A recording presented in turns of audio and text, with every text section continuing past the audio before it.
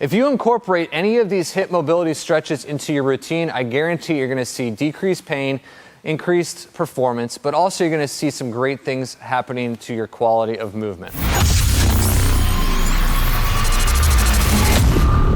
Hey everybody, I'm Coach Brian, strength coach here and functional movement specialist with Criticalbench.com, and I appreciate you watching this video because I love talking about hip mobility.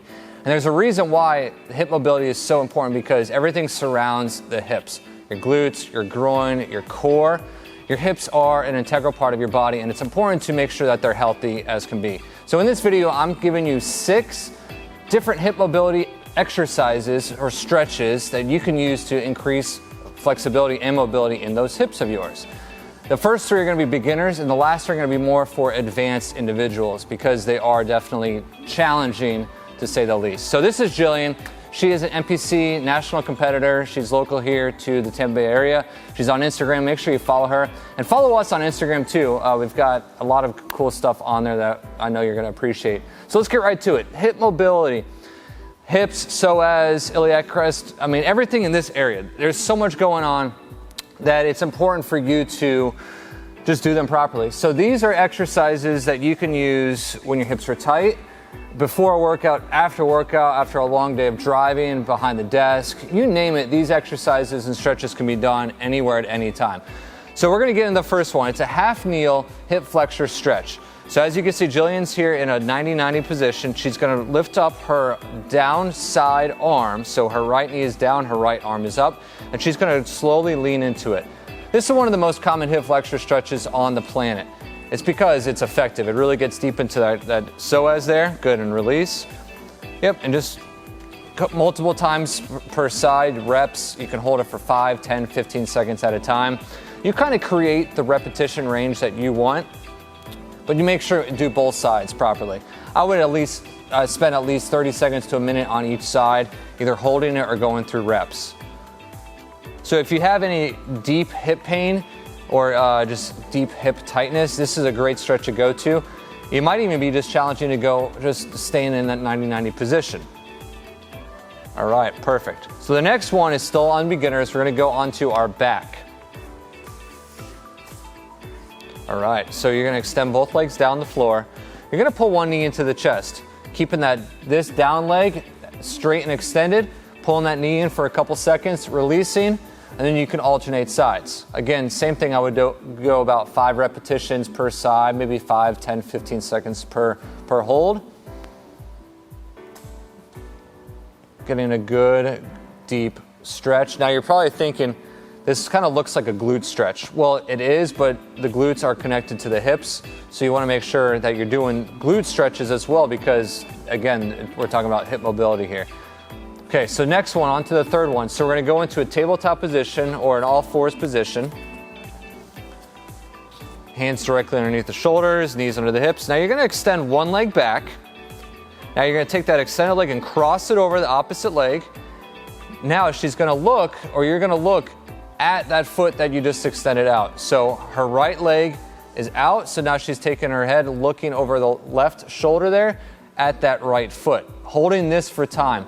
15 to 30 seconds is good, and then switch to the other side.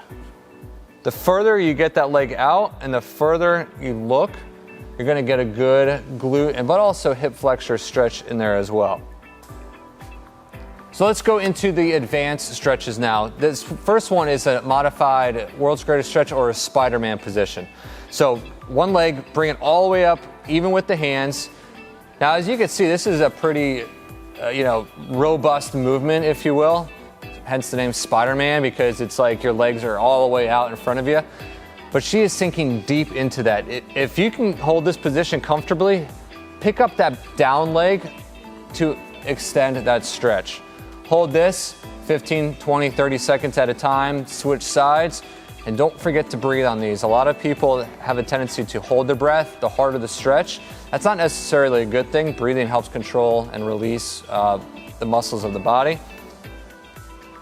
So very good stretch to get deep into those hips there.